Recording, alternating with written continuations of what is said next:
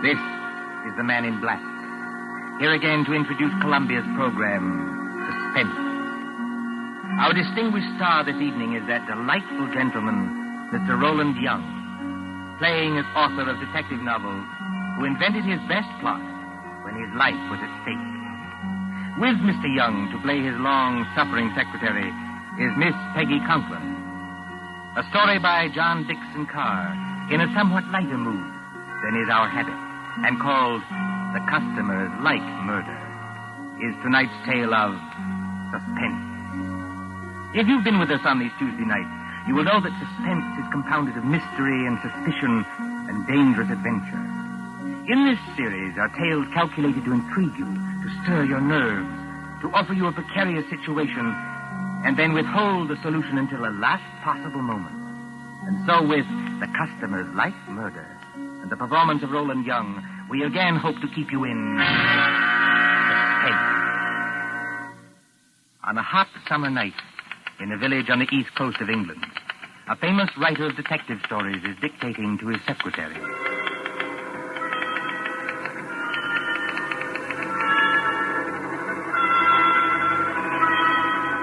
You have all heard of Mr. Gerald Hawkstone, celebrated author of Murder on the Woolsack, Aconite at the Admiralty, Who Shot the Prime Minister, and other thrillers which have held us past the midnight hour. You have followed the exploits of Pendleton King, diplomat detective.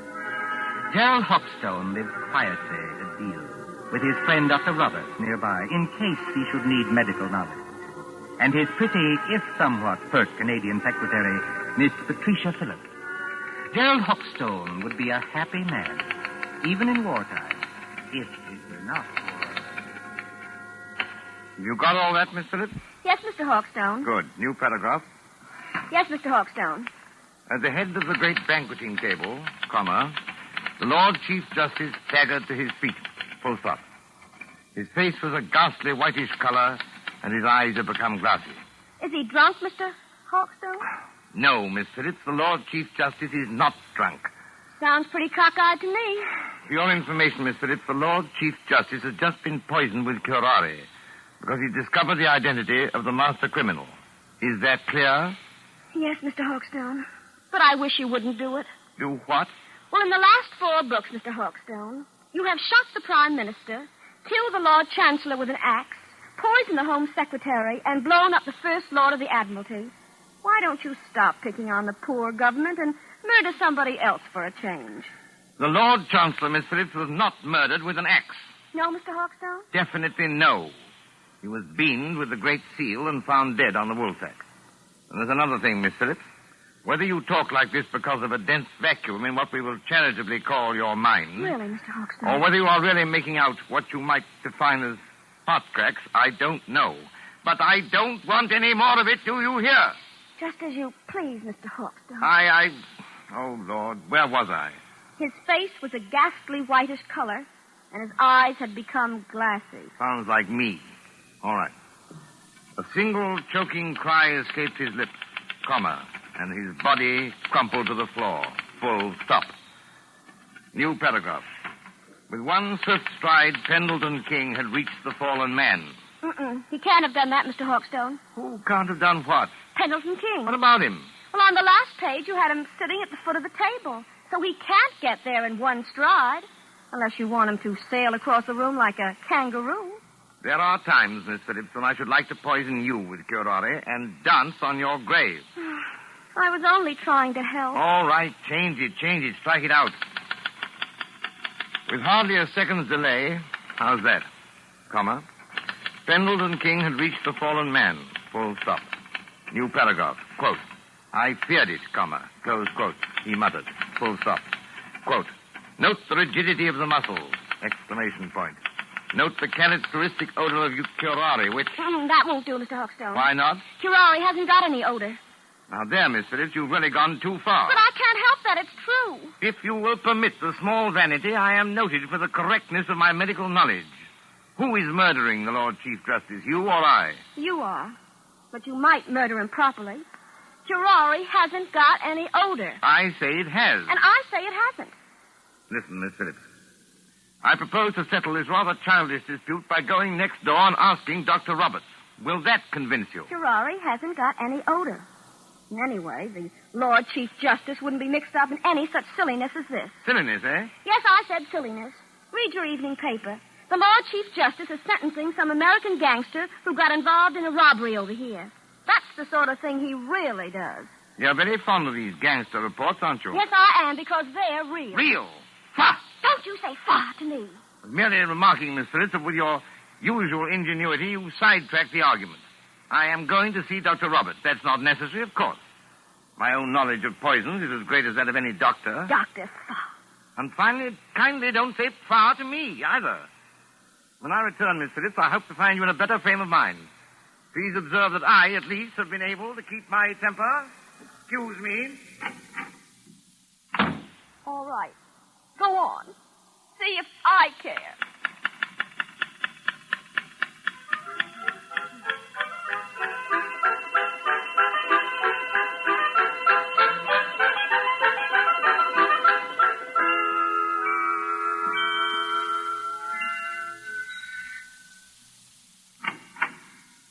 Oh, excuse me, but... Good evening, Mr. Hawkstone.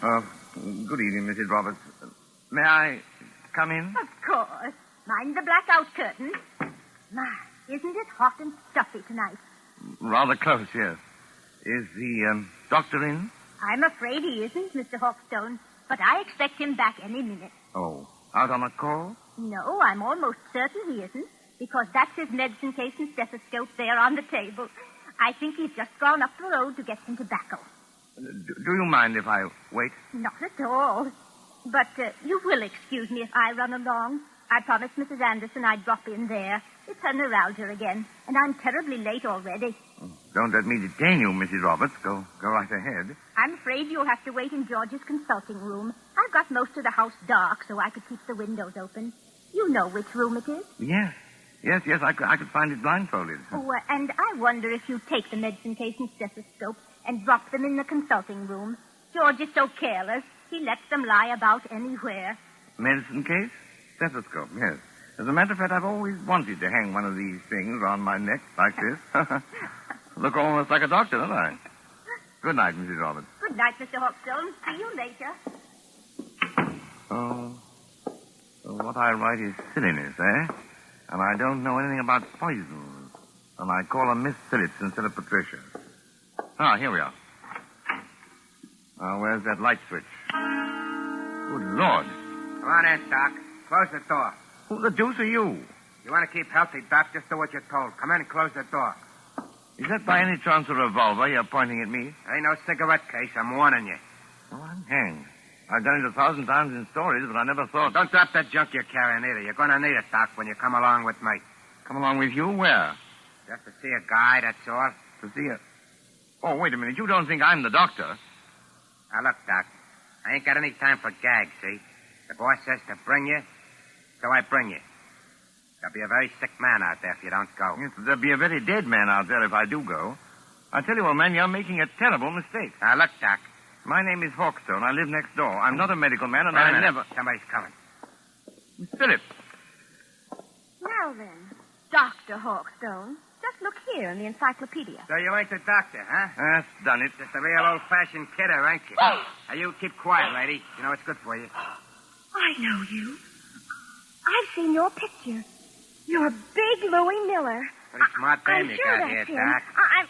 Listen, Mr. Take Hawkstone. it easy, Miss Phillips. Big Louie Miller and Slats Kelly. Slats Kelly is the gang leader. Well, we're supposed to be friends of this gangster who's on trial in London now. But I hadn't heard they were in England. No, lady. Neither is anybody else. Now for it. Who is this dame, Doc? Your niece? No, she's my secretary. She doesn't know anything about this. She seems to know too much about it, if you ask me. Come on, lady. You're going with it. Going? Where? Just for a little ride, lady. Just for a little ride.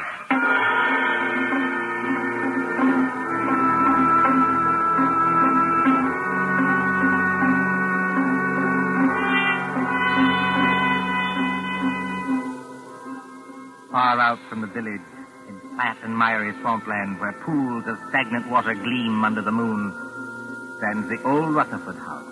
It is a desolate place, on the track of Field Marshal Goering's bombers when they crossed the coastline. But there are no searchlights here, and no guns.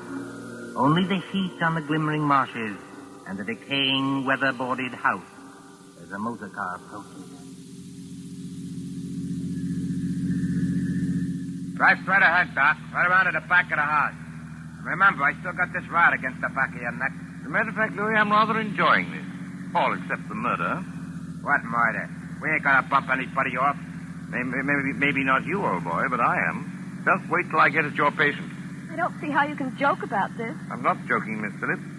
If Louis won't tell us what's wrong with the patient... Never you mind the patient, Doc. You just drive around here. Here, whoa. So... Right here. Oh. So this is the enchanted castle, eh? Climb out of here. Walk ahead of me over to that house. Come on, Miss Phillips. That's right, lady. You too. Come on. Hey, hold on, Doc. Grab a can of this cleaning fluid here. You can help me carry it in. Cleaning fluid? Yeah, there's 2 cans of it. If I can carry one, then I need my other hand for this rod. Come on. We ain't got all night. Get it out of the back seat. Professionally, this is a little out of my line of duty. What do you want with the cleaning fluid? The boss's suits get all messed up, so I clean them for him. I play nursemaid and everything around here. Come on now. Straight ahead. Stop asking questions. You got this place blacked out, Louis. If the police don't get you, the air raid warden will. Forget it, Doc. We got this place so sealed up, you can hardly breathe inside. In here? That's right, lady. Go ahead. I'll close the door. I can't see, old boy. Which way? Here. Set that can down and follow me. You too, lady. Right here, with the curtains hanging over the door. Now, I want you to meet the boss. So I open the curtain like this. Howdy, Doc. Come right in. Glad to see you. I've been expecting you. Glad to see you, old man. I imagine you're the celebrated Mr. Kelly. That's me, Doc. Flats, Kelly, to you. Glad to see you taking this nice and friendly. Louis, what's the idea of bringing in the dame? I couldn't help it, boy. How? She says nice, see? She was with him, and she knew who I was. She did, eh? I don't know anything. All I want to do is to go home. That's all right, sister. You'll go home all nice and friendly. As soon as I've had a little talk with the doctor. A talk about what? Well, we're not what you might call comfortable here, Doc. Well, we've got flashlights, canned food, plenty of liquor, portable radio that works on a battery. So we managed to get along. You know what I mean? I said a talk about what? Well, that's it. That's what I'm going to tell you. We pulled a snatch, see? You pulled a snatch? He means they kidnapped somebody. That's right, sister. You speak English. May I ask who was snatched? Well, I'll tell you, Doc, because it'll have you a big laugh. The guy we snatched was the big shot you call the Lord Chief Justice. You snatched the Lord Chief Justice? We sure did, Doc, and his clerk, too. They're in the room right over there. Shut your trap, Louis. I didn't mean nothing, boss. I was only Did trying you hear me say shut your trap? Okay. But look here, what was the idea behind this snatch? Well, I'll tell you, Doc. We got a pal, see? Well? Dominic Forelli, his name is. He's up on a grand larceny rap, and Forelli don't like grimy jails. He don't like 'em at all. Besides, the dirty little rat owes me 14 G's. So what do? Snatched the Lord Chief Justice, apparently, but why? Because the mouthpiece back home tells me long ago that a man can't be sentenced except for the judge that tried him. And the Lord Chief Justice is the judge who tried Dominic Forelli, is that it? That's right, Doc. But it ain't the main thing. This Chief Justice is a pretty important guy, see? So, what do? We write to the cops and say, now, look, we got the old bird in a place where you'll never find him, and if you want to keep things nice and friendly, just spring Dominic Forelli. Spring him? Turn him loose. Sure. Spring Forelli, and you'll get the old judge back in one piece. If you don't do it, you'll get him back with his head as full of holes as a Swiss cheese. And we're not kidding. This is horrible. I can't stand it. Take it easy, sister. Take it easy. You know, Slats, I admire you tremendously. You do, Doc. Why? Because you've invented a crazier idea than I ever did. Just what do you mean by that crack, Doc? You don't honestly think the government will make a bargain with you. I sort of think they will, Doc. I sort of think they will. But what if they don't? It'll be just too bad for a lot of people. You know what I mean? Why wouldn't I like to give that judge a going over? Louis got a sort of a grudge against the old guy, Doc. Well, wouldn't you have? Louis temperamental, see? He gets bored easy. So he says to the old guy and his clerk, he says, can you play poker? Just says, sure. So they play poker from 6 in the evening to 5 in the morning. What do you know? If the old judge don't win all Louis' dough. They rung in a cold deck on me. That's how they done it. They're a couple of crooks. Are you accusing the Lord Chief Justice of playing poker with marked cards? He won my dough, didn't he? Shut up, Louis. Okay, boss. Not that I blame Louis much. The things I've had to take from that judge. Well, that's where you come in, Doc. I was just wondering about that. Which of one of them is... Hurt? There's nobody hurt. Not yet. Then what the devil do you want with me? I want them kept quiet so they don't keep trying to escape. We can't get tough with them, not until I get Forelli and my 14 Gs. And I want you to give them a hypodermic or something that'll keep them out cold for 2 days. Can you do that? Why, yes, I don't know. I suppose I could. Mr. Hawkstone, for heaven's sakes, be careful. Now, what do you use to dope them? Well, under the circumstances and considering all the factors involved, I think I should use morphine. Have you got any morphine in that black satchel? Oh, yes. Plenty of morphine. I always go about equipped for these little emergencies. Well, then open the satchel. Come on, open it. Well, there you are. Dozens of little bottles, anyway. Now then, Doc, which one of them bottles is the one that has the morphine in it? The fact is, Slats... Come on. Which one is it? Listen, boss. Louis, how many times do I have to tell you to shut up? Yeah, but it's the midnight news. The news on the radio. You said you wanted to hear it. It's after midnight now. Why didn't you tell me? It's all right, boss. I switched the radio on. Well, then keep quiet, all of you. A couple of seconds now, you're going to hear some mighty sweet news. I wonder. So do I. Quiet. The Lord Chief Justice. Hey, that's us, ain't it? The kidnappers, stated Superintendent Hadley of the CID, seem to entertain a belief that no sentence can be passed on a criminal except by the judge who tried him. Whatever may be the law in certain American states, this is not the case here. Dominic Forelli, alias Dominic Stevens, was today sentenced by Mr. Justice Stoneman to 14 years hard labor and this evening entered Dartmoor prison. Why, that 1 moment, please. double-crossing lawyer told me... Take it easy, boys. Look Take at it easy. Kelly. He's as white as a ghost, and his mouth is twisting back as though... Here is a bulletin just received. Scotland Yard flying squad cars, assisted by the constabulary of the county, which for obvious reasons cannot be named, are closing in on the 2 kidnappers, believed to be men already wanted in the United States for murder. That's us, Will anyone who has any further information about these men, whose descriptions follow, communicate with New Scotland Yard, telephone number Whitehall 1212... Wait till I get my hands on it. That's all right, boss. Everything's all right now. I turned it off. Can't do more than turn it off, Louis. I'll fix that thing. Hey, what are you going to do, boss? Hey, don't bust the radio. Hey. Oh, you hadn't ought to bust the radio, boss. Now we can't get any news. We've had our news lately. Come on, put that light out. I want to look out the window. Oh, they're closing in. Patricia, you see, I can call you that. Why couldn't you have called me that weeks ago? Oh, well, putting that aside, I started it as half a joke. But I'm not joking now. I intend to get that rat-faced Slats if it's the last thing I ever do. It probably will be. But how are you going to? First, Pendleton King, my dear. He's got out of worse scrapes than... 14,000 bucks gone. And the cops on our tail while we stand here yapping. You heard what that radio said, Louis. Yeah, I heard it, all right. Look, boss, we better lamb out of here while Sure it's we time. will, Louis. Before we go, we settle things with the old guy in the other room. You can't get away with it, Louis. This is England. They'll hang you. So what?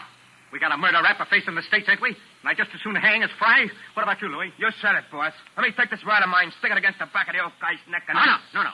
No ride. That's too easy. Easy? Sure. One slug and it's all over. This guy rates special treatment. And that's where the doctor comes in. You know anything about poisons, Doc? I know a good deal about poisons. The customers like murder. What's that? Oh, nothing. Just a slogan in my profession. Look, Louis, do you remember the time Johnny Presco was running the old 3rd Avenue Social Club? Yeah? And Mike Delaney talks out of turn? And they feed him some white stuff called strychnine? Oh, yeah. And sit around and light cigarettes and watch him die. It took 4 hours, Doc, and you could hear the rats screaming as far as 81st Street. Now, wait a minute, Slats. You I can't... can't, We'll see. You got any of that white stuff, Doc? Well, Come on, I you've might. got I something don't know. in that bag that'll make the old guy squeal now, haven't you? Why, yes, I suppose Well, I have, but... Listen, get this sure. You can do it the hard way, Doc, or you can do it the easy way. Louis gets to work on you. Maybe you'd be smarter to hand the stuff over right now. What do you say? Listen, boy. Listen. What's the matter, Slats? Trouble by the heat? It is hot in here with all the windows sealed up. That sounds like planes. It is planes.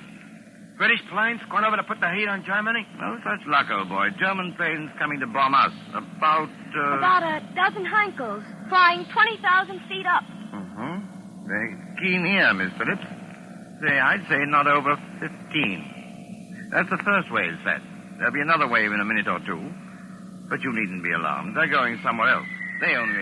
Duck, Louis, duck! The way I heard you forced them under the table already. Only a little visiting card set and fully a quarter of a mile away. Put out that light, Why Louis, and bother? pull that curtain back off the window. Yeah, but what's it? See what you can see. Okay. Do as I tell you, all Big Luck. All right. They can't see a thing. The sky's as black as pitch. Oh, look over there. Well, what is it? It's a light, boy. Funny kind of a white light. Up there over the trees. It's not very steady. It starts and then dims, and then it starts and dims. Only a basket of incendiary bombs, Louis. Incendiaries, eh? What is it, Jerry? You got an idea? Louis, this is just what we've been waiting for. Those Scotland Yard cars are going to get held up until we can settle things with those guys in the other room. Come along with me. Why don't you two lugs get smart? Jerry. What's that? You don't want to have your neck cracked on a rope, do you? Or burn in the electric chair back home? What are you getting at? Why not take advice from somebody who's been killing people in a professional way for 15 years? I'm not in the mood for gags, Doc, but keep on talking. This Lord Chief Justice and his clerk, what do they look like? Well, the judge is a little guy with a bald head like me. And the other one is a big guy with a punch-drunk pan like Louis. Why? I thought so. I've seen their photographs. When the next wave of planes comes over, and it will, why shouldn't an incendiary bomb hit this house? You mean you think it ain't too safe here? Be quiet, Louis. Go ahead, Doc. In other words, you leave the Lord Chief Justice and his clerk tied up in the other room. Then all you have to do is to set fire to the place. Justice cheated, Medlington gangsters die and blaze. Jerry Hawkstone, have you gone crazy? They may catch you eventually, yes. But it'll give you a few days' start. Hey, maybe you got something there, Doc. And it's got to look good. This house must go up like a piece of paper in a furnace, past any possibility of being put out. Yeah, and that's the catch. Why so? This house is in the middle of a swamp, see? It's as damp as your own climate. You couldn't make it burn with a blowtorch. Oh, yes, you could. Aren't you forgetting the cleaning fluid?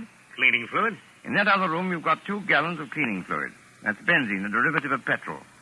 Soak every inch of the floor of that room with it, every inch of it, mind, and the place will go up like tinder. Well, it's worth a try, Louis. Turn on your flashlight. Okay, boss. And, what about you two, Doc? Afterwards? We're accessories, aren't we? Are we likely to talk? Better put a couple of slugs in them, boss, and drop them on the road. What's 1 or 2 more bumps in a spot like this? Maybe you're right at that. Well, anyway, Doc, thanks for a swell idea. You heard what the doc said, Louis. Get going with that cleaning stuff. Both of you had better do it, I'm warning you. Oh, why? Hear that?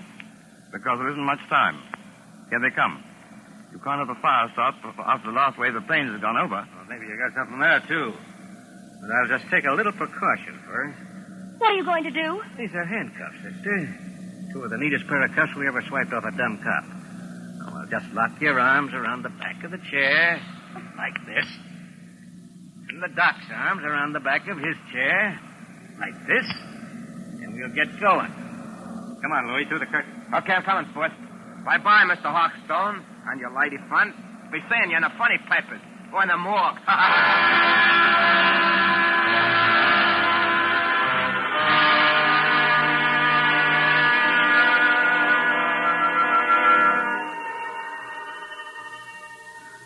It won't be long now.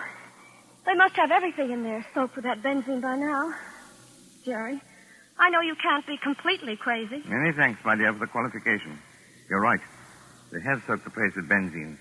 And if they strike a match before... I know you've got some kind of a scheme, but do you think it'll work? I don't know, my dear.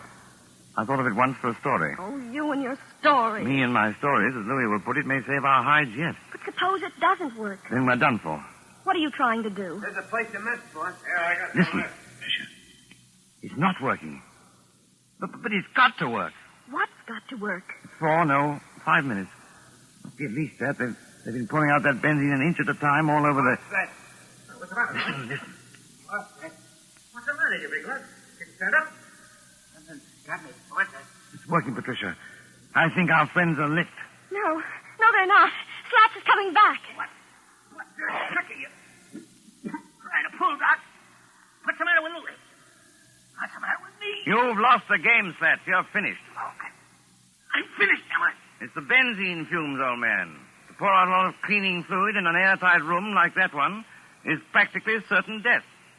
You know, Slats, you ought to learn more about crime. No, you won't, Slats. You can't reach your gun. The fumes have got you. You can't move your arms or legs. Your eyesight's going. In 1 second more, you'll be... Got him. Dead to the world. You mean... It works, Patricia. It's practical. It works. Are you trying to tell me that you killed those two men? Not necessarily. Listen. That sounds like cars. Probably police cars. We're just about to be sensationally rescued, just like fiction. Jerry.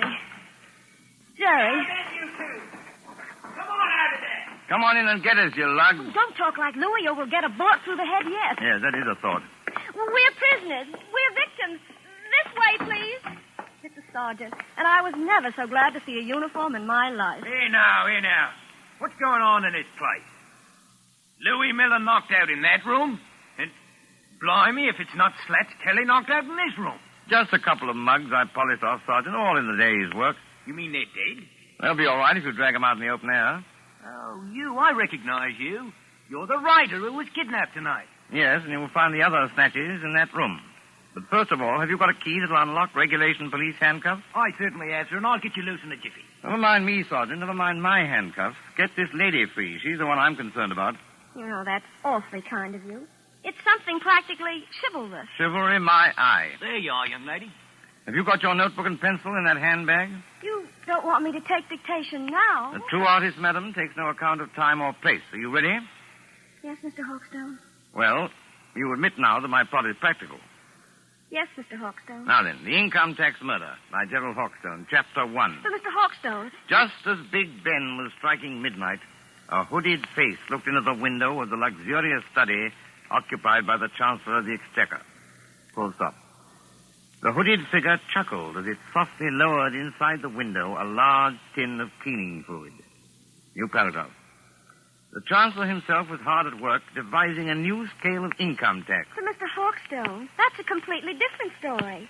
I thought you were going to murder the Lord Chief Justice. Haven't you any professional taste? How can I murder the Lord Chief Justice when I just saved his life?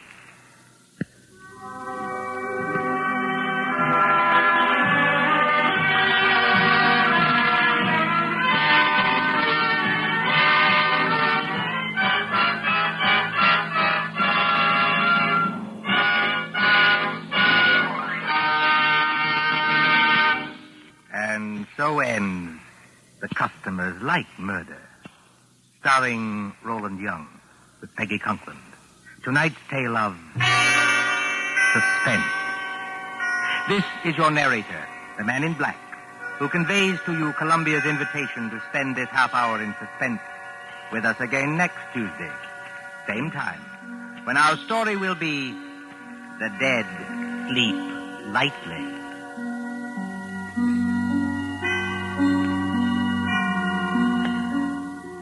William Spear, the producer, John Dietz, the director, Bernard Herrmann, the composer-conductor, and John Dixon Carr, the author, collaborated on tonight's Suspense.